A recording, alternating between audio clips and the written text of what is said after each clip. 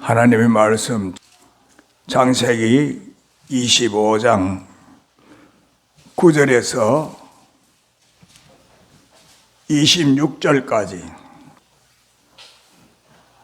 그의 아들들인 이삭과 이스마엘이 그를 마므레 앞 헷족속 소알의 아들 에브론의 밭에 있는 막벨라 굴에 장사하였으니 여호와께서 그에게 이르시되 두 국민이 내 태중에 있구나.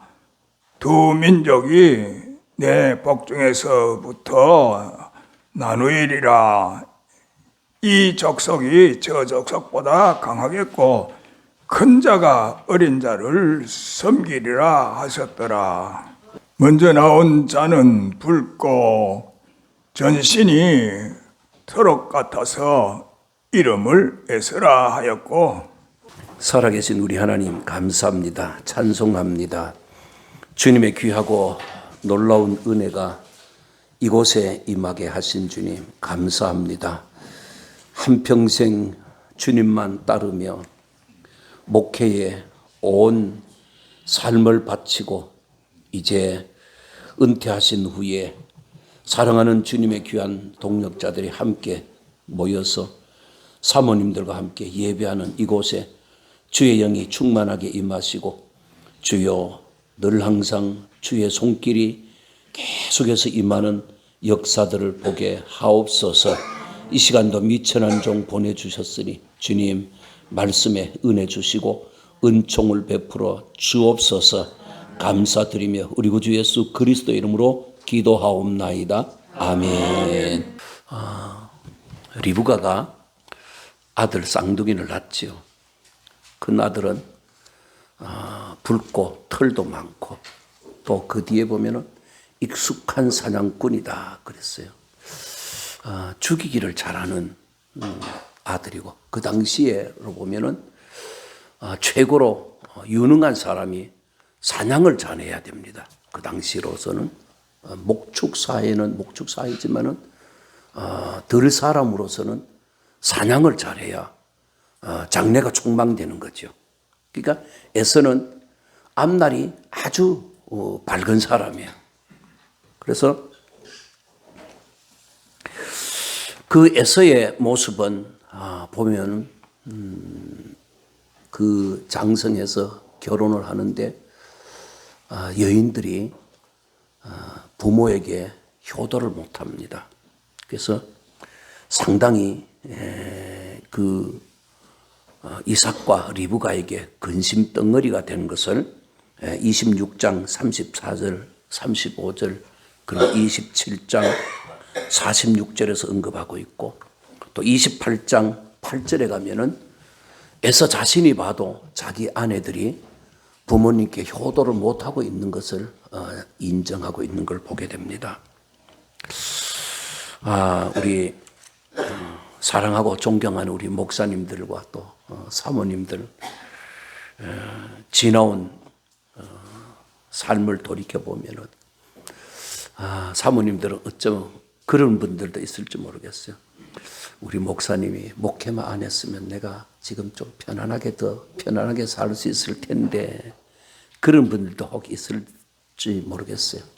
목사님들 중에도 내가 목회를 안 했으면 우리 친구 누구보단 더 나았을 텐데 뭐 그런 생각도 할 수 있을 거예요. 그러나 우리는 하나님의 사람으로서 하나님의 은총을 늘 입으면서 여기까지 오셨잖아요. 마지막까지도 주의 은총을 입으며 인생이 끝나게 될 줄로 믿습니다. 더욱이 끝나는 게 아니라 천국에서 영원한 복락을 누리게 되는 축복도 아울러 있다는 것을 생각하면 우리는 에서보다 훨씬 나은 삶을 추구하고 있고 그렇게 될 줄로 믿습니다. 에서는 촉망한 사람 같아 보였어도 그는 인생의 날이 성경에서는 그렇게 길지 않습니다. 얼마 살았는가 나오진 않지만은 그러나 그가 갔던 그 길은 창세기 36장에서 끝이 납니다. 그는 그에 대한 것은 끝이 나고 말라기 1장 2절에서는 하나님께서 에서는 미워하고 야곱은 사랑하셨다라고 말씀하고 있습니다. 하나님의 사랑을 받는 것이 중요한 것입니다. 우리가 인생이 이 세상에서 뭐 누구는 보니까 막 이만큼 출세를 하고 이만큼 됐고 뭐 자식들이 이만큼 되고 뭐 막 굉장히 재산도 있고 뭐 돈도 많고 그런 얘기들을 하는데 거기 우리 현혹되면 안 됩니다. 우리는 가야 될 곳이 천국이기 때문에 그렇습니다. 세상적으로 보면 에서가 참 출세한 것 같고 멋있는 것 같아 보여도 그는 끝이 아름답지 못했다는 것이지요. 그러나 그 대신에 야곱은 조용한 사람이라고 성경에선 표현하고 있습니다. 차분하다는 것이죠. 어떻게 생각하면 평화로운 사람이다. 근데 그는 추구하는 것이 창세기 28장 이전까지는 항상 이 세상 축복에 매여 있었던 사람이었죠. 그래서 어떻게 하든지 간에 축복. 그래서 아마 엄마 뱃속에서부터 형의 발꿈치를 잡고 나왔다라는 걸 보면은 그 축복 때문에 그렇지 않았을까라는 전체 문맥으로 보면 그렇게 돌아가는 것 같아 보입니다. 그래서 형에게 그 주간 그릇 가지고 형의 장자의 명분을 자기 것으로 만들고 노안으로 눈이 어두워진 아버지의 그 축복 기도를 받아내기 위해서 노안인 아무것도 안 보이고 음성만 들을 수 있는 아버지를 속여가면서 축복 기도를 받았던 것도 아마 이 세상의 축복에 대한 아주 목을 메고 있었던 사람으로 보여집니다. 그렇지만 그가 살아가는 그 인생길에서 참 28장 전까지는 그저 축복만 추구하며 다니다가 아버지의 축복을 받긴 받았는데 축복이 열려지는 것이 아니라 고난의 길이 시작되는 것을 볼 수가 있습니다. 형에게 큰 가정의 전쟁이 일어날 것 같으니까 도망가게 되잖아요. 바단 아람으로 도망가는 길에 밤이 되어서 잠을 청한 곳이 바로 베델이었습니다. 돌베개하고 잠자는데 고나게 떨어져 자는데 꿈에 하늘로부터 사닥다리가 쫙 펼쳐져서 주의 사자들이 오르락내리락하는 그 광경을 보며 그 위에 하나님께서 서서 축복하시는 모습을 보게 됩니다. 그래서 하나님께서 28장 15절 이하의 내용을 보면은 내가 너를 지켜주겠다. 네가 다시 아비 집에 돌아갈 때까지 내가 너를 보호하겠다라는 하나님의 음성을 듣게 됩니다. 그는 변하여 새롭게 되는 인생의 새로운 전환점을 맞이하게 됩니다.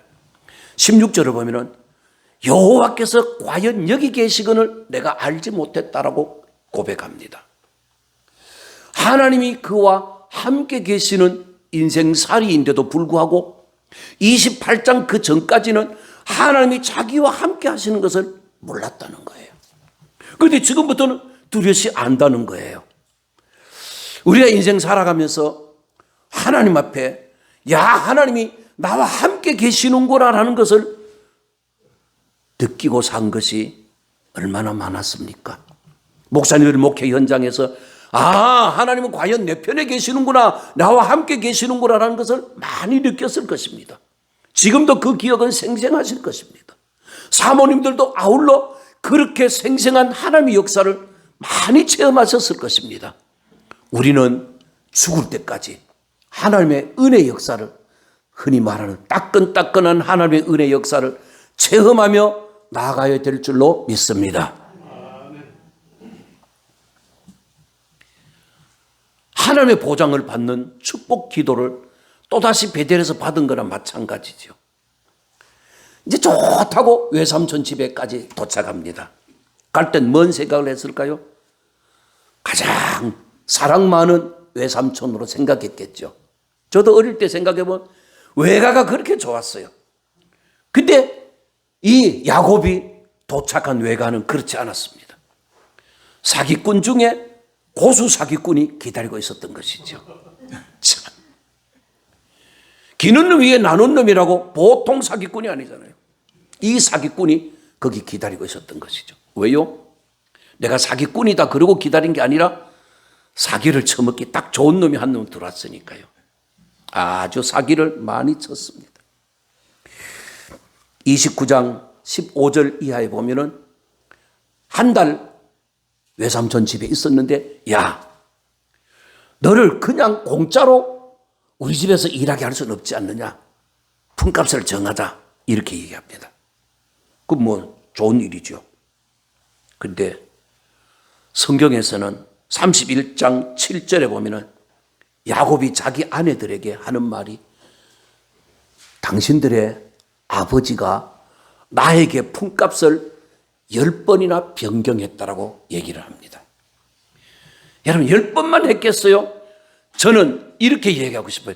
공식적으로 변경한 게 10번이고 그 외에도 많았을 것이다라고 생각합니다. 저는 이것을 심은 대로 거둔 거라고 봅니다. 또 다르게 표현하면 인생 수업료라고도 생각합니다. 야곱이 뭐 고생한 것이 있었어야죠. 아버지 밑에만 있었는데.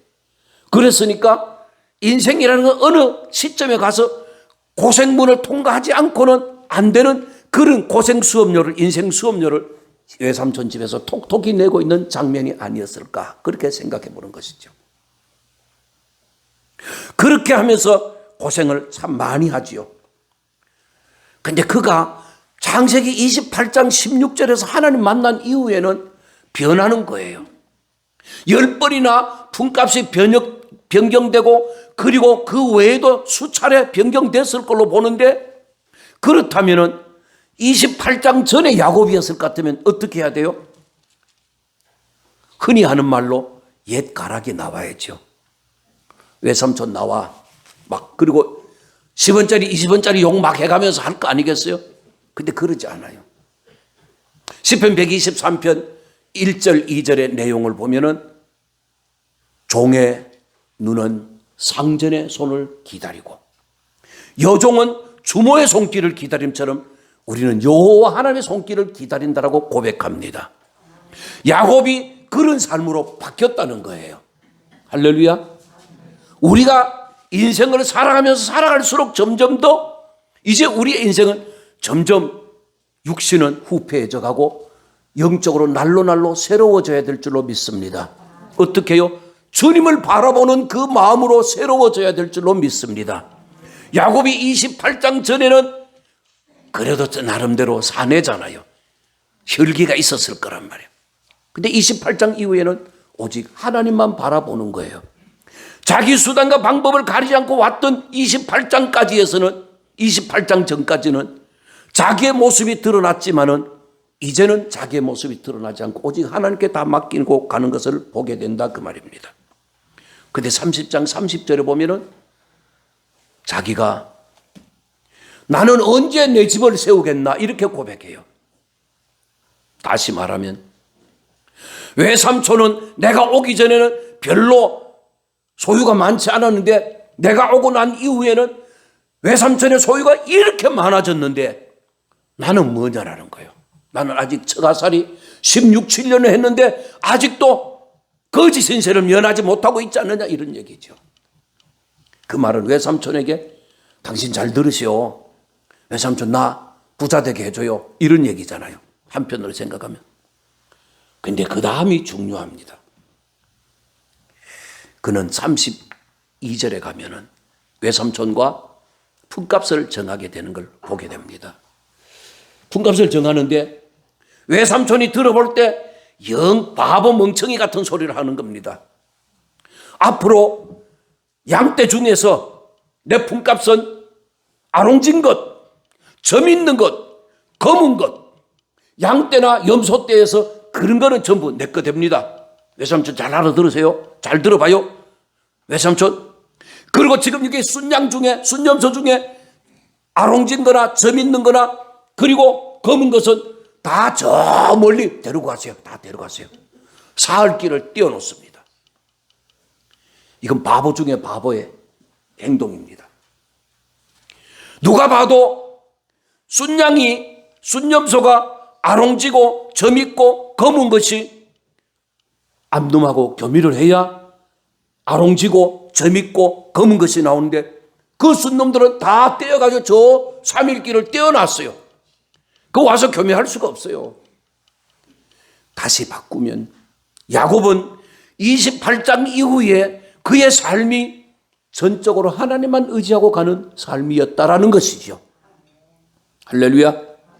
우리가 인생 살아가면서 점점 겉사람이 후퇴될 때마다 주님을 바라보면서 주님의 나라를 바라보면서 주님의 손길만 기다려야 될 줄로 믿습니다. 야곱이 그렇게 가고 있었던 것이죠. 그렇게 가면서 정말 그렇게 되나 안 되나 이렇게 이 안을 제의했을 때 외삼촌은 어떻게 생각했을까요? 그래 진짜스가 너 바보 같은 놈. 그러니까 너는 거지야 이놈아. 이래 생각했을 거란 말이죠. 세상에 우리가 살면서 손해보는 게 얼마나 많아요. 저는 손해보는 게 많아도 손해가 아니더라고요. 하나님께서 채워주신 걸 늘 경험하면서 왔기 때문에요. 하나님이 나를 망하게 하지 않는다는 것을 늘 확신하면서 살아가고 있기 때문에 그렇습니다. 할렐루야.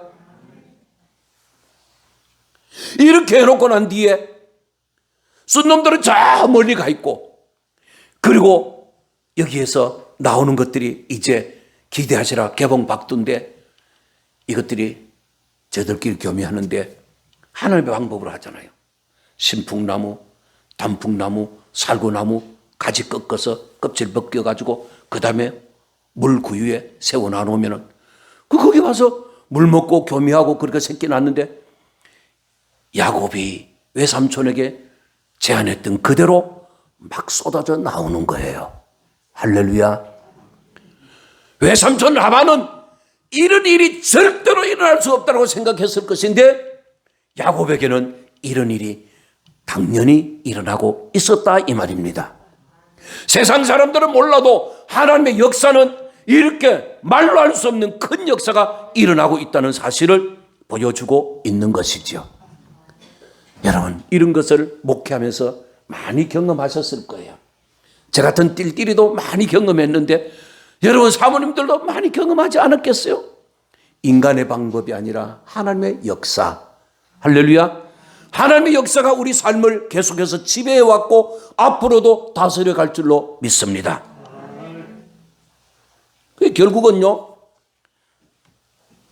30장 34절에 보면은 이에 그 사람이 매우 번창하여 양떼와 노비와 낙타와 나귀가 많았다고 했습니다. 사랑하는 우리 목사님들 그리고 우리 사모님들 하나님이 이렇게 책임져 주실 줄로 믿습니다. 때로는요 슬픔이 있어요. 돈 몇 푼 없어서 슬플 때도 있어요. 그러나 죽지 않잖아요. 천국 가면 아무것도 아니잖아요. 그런 거. 할렐루야. 좀 더 멀리 바라보고 삽시다. 좀 더 멀리 바라보고 삽시다. 주님의 나라를 바라보고 삽시다. 야, 이제 외삼촌 집에서 떠날 때가 됐어요. 이제 재산도 많이 모았으니까.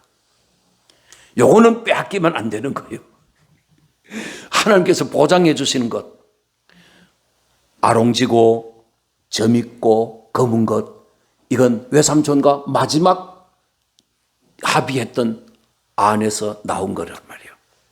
근데 어느 날 들어보니까 외삼촌의 아들들이 외사촌들이 아니 야곱이 우리 아버지 재산 다 가져갔네, 다 빼앗아갔네, 도둑질해 갔네 이런 식으로 얘기를 하니까 안 그래도 고향으로 돌아가고 싶었는데 가야 되겠다 마음먹고 떠나려고 생각했는데 하나님께서 그때 나타나십니다. 가라고 하십니다. 그래서 31장 13절 보면은 나는 베델의 하나님이다 라고 말씀하시면서 야곱에게 고향으로 돌아가라고 말씀하십니다. 고향으로 돌아가는데 한 사흘길을 갔어요. 물론 외삼촌에게 얘기 안 하고 갔죠. 외삼촌에게 얘기하면 나가는데 방해가 많을 것 같으니까 그냥 나간 것이죠. 갔더니 외삼촌이 사흘째 되는 날 그 얘기를 듣고 추격해 오는데 죽일 듯이 추격해 와서 7일 만에 야곱을 만나게 됩니다. 그 오는 과정 속에 하나님께서는 이미 외삼촌에게 너 야곱에게 선악간 아무 소리도 하지 마라. 31장 24절에서 말씀해 주셨습니다. 그러니까 야곱은 외삼촌 만나면 외삼촌이 내한테 또 무슨 짓을 할까 두렵기도 하지 않겠어요? 그런데 딱 외삼촌하고 맞 부딪혔는데 외삼촌이 왜 도망가니? 물론 그런 얘기는 했죠.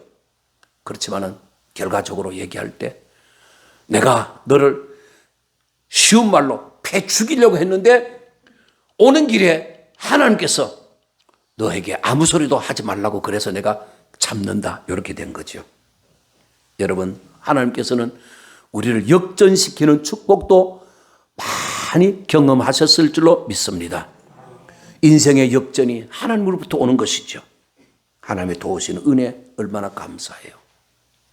이렇게 해서 위기는 다 끝나고 마지막 위기가 남아 있습니다. 그 위기가 뭘까요? 사실은 두 가지인데 하나는 디나가 그 세겜 추장에게 강간당하는 일이 나오잖아요. 얼마나 큰 일이었어요. 그 앞에는 또 어떤 일이 일어나나요? 받으세요. 그 앞에는 또 어떤 일이 일어나요? 에서가 기다리고 있잖아요. 에서도 보통 문제는 아니잖아요. 에서를 놓고 자기 나름대로는 머리를 많이 굴려서 선물 보내고 막 다 해가지고 가축대 보내고 가족 보내고 자기는 야복강가에 홀로 남았습니다.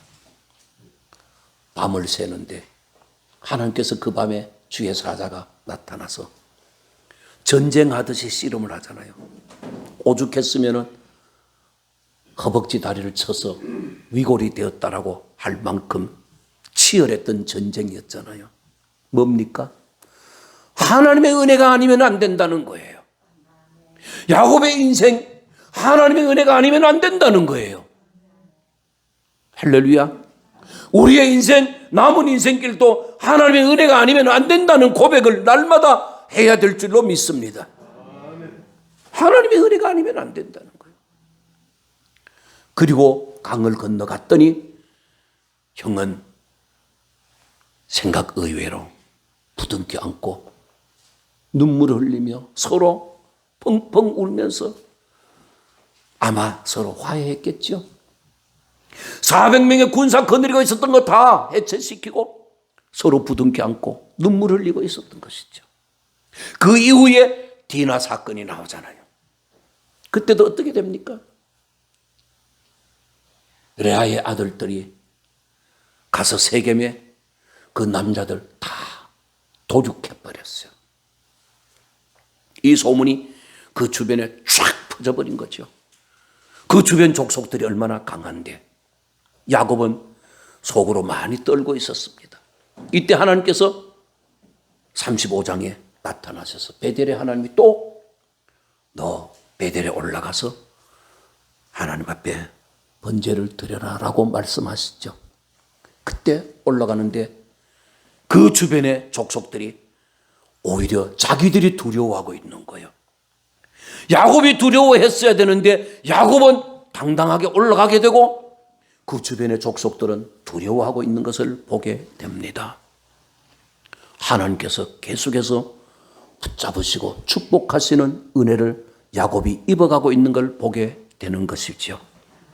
마지막 49장에 가면 12아들을 위해서 기도합니다. 어떤 아들은 축복, 어떤 아들은 저주하시죠. 그래서 마지막에 가서 요셉에게 부탁하잖아요. 내가 죽거든 우리 할아버지, 아버지 그 묘에 거기 가나안 땅에 가서 묻어달라고 말하죠. 지금 그 땅이 어디입니까? 애굽이잖아요. 세상 나라가 아니라 영원한 도성 저 천국을 의미하고 있는 가나안 땅에다 묻어달라고 하는 거지요. 다시 말하면은 에서는 하나님의 은혜와 전혀 상관없는 삶을 살아왔고 36장에서 끝이 났어요. 그러나 야곱은 28장에서 하나님을 제대로 만난 이후에 고비마다 하나님의 은혜를 구하며 하나님의 은혜를 입으며 그가 왔는데, 그가 세상의 것을 바란 것이 아니라 마지막을 보니까 가나안 땅 저 천국을 바라보고 왔다는 것을 확실히 알 수 있다는 것을 우리는 생각해 봐야 합니다. 할렐루야. 주님은요, 우리가 하나님의 약속대로 바라봐야 될 땅이 있다고 말씀하는 것 아니겠습니까? 베드로후서 3장 13절에서 우리는 그의 약속대로 의가 있는 곳인 새하늘과 새 땅을 바라보도다라고 말씀하고 있습니다. 그렇지요? 점점 우리의 겉사람이 후퇴될 때마다 우리의 속사람은 영적인 가나안 땅인 새하늘과 새 땅을 바라보며 나아가면서 이 세상 끝날 때까지 주님이 우리와 함께 계시고 주님이 나와 함께 계시는 중에 내가 진정으로 의지해야 될 그분은 바로 우리 하나님 뿐이다라는 것을 늘 기억하면서 에서의 삶이 아닌 것 감사하고 야곱의 삶을, 축복의 삶을, 은혜의 삶을, 주님의 은총을 입고 여기까지 온 삶에 대해서 감사하며 살다가 주님 오라고 부르실 때 평안히 천국에 이르는 축복 있게 되기를 주의 이름으로 축원합니다. 기도하겠습니다. 하나님 우리 아버지 감사합니다. 우리 인생이 뭐 별거 있습니까? 그렇게 전쟁하듯이 살아가지만은 주님이 보실 때는 얼마나 하찮은 그 사람들의 삶이 참 주님 보실 때에 개미들이 그냥 와글와글 떠들고 싸우는 것 같지 않겠습니까? 무엇 때문에 삽니까? 무엇 때문에 싸웁니까? 무엇 때문에 우리는 인생을 하루하루를 살아가려고 발버둥을 칩니까?